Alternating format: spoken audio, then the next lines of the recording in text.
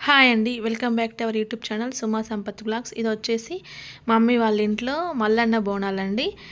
మల్లన్న బోనాలు అంటే సట్టి బోనాలు అని కూడా అంటారు.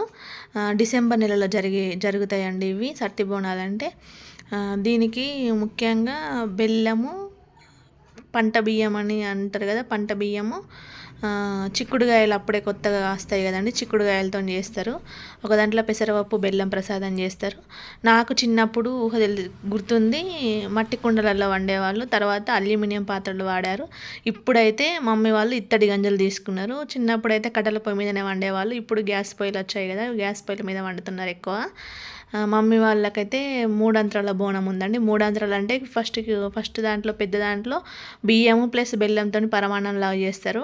రెండవ దాంట్లో చిక్కుడుగాయ కర్రీ వండుతారండి. పైన దాంట్లో పెసరపప్పు బెల్లం ప్రసాదం అండి. 3 అయితే వీటిని పూజ చేయమంటే మా మమ్మీ, అంటే పూజ చేయడం అంటే బొట్లు పెట్టడం అండి. మా మమ్మీ నాకు చెప్తే నేను బొట్లు పెడుతున్నాను 3ంటికి.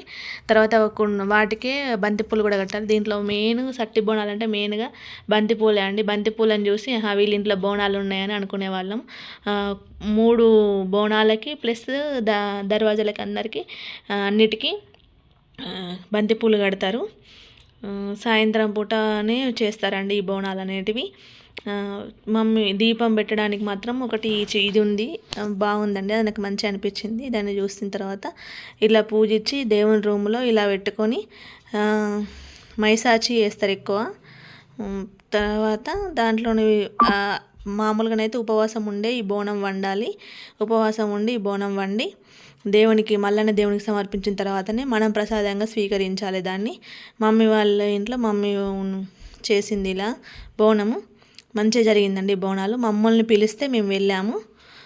బోనాలు ఇలా పెట్టారు చూడండి.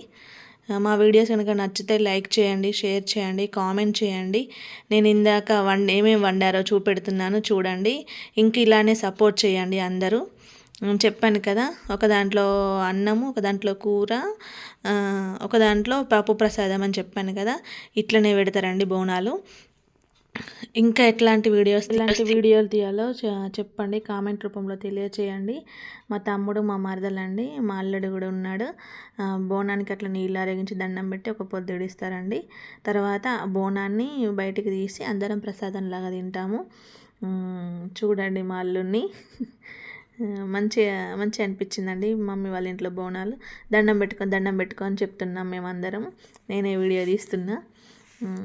అదే ఆ దేవుళ్ళు కాక వేరే దేవుళ్ళు చూస్తున్నారు చూడండి. ఇలా తీస్తున్నారు బోనాలు. దీని తర్వాత తినడమేనండి. ఇక బోనం ఆరగించిన తర్వాత బోనం ఇట్లా తీసుకొచ్చి పాత్రలలో వేసుకొని అందరం కలిసి కూర్చొని తిన్నామండి. మా మరదలు పప్పుచారున్న వైట్ రైస్ చేసింది. అందరం కలిసి ఇలా కూర్చొని తిన్నాము. చాలా బాగా అనిపించిందండి. ఇంతే అండి వీడియో. మా వీడియోస్ కనుక నచ్చితే లైక్ చేయండి, షేర్ చేయండి, కామెంట్ చేయండి. ఇంకా ఎలాంటి వీడియోస్ తీయాలో చెప్పండి. ఇప్పుడే స్టార్ట్ చేశానండి యూట్యూబ్ ఛానల్. అందరూ సపోర్ట్ చేయండి. Thanks for watching. చిన్నతను ఒక ఫోటో దిగాను చూడండి. థ్యాంక్స్ ఫర్ వాచింగ్ అండి.